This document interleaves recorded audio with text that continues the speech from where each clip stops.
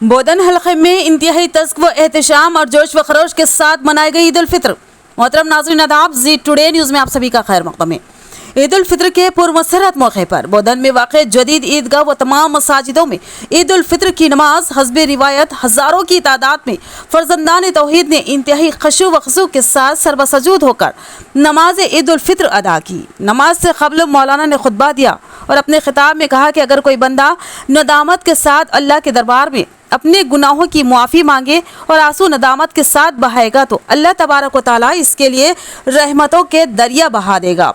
और माह रमज़ान मुबारक दरअसल एक उसी तरबियत का माह है जिसके ज़रिए मुसलमानों का आपस में इत्तेहाद, गम खुआरी, एक दूसरे की तकलीफ़ का ख्याल, इबादत व रियाज़त, मोहब्बत, उख़्वत और मुक़द्दस कलाम पाक का मुतालिया, ज़िक्र अस्कार की तरबियत हासिल होता है।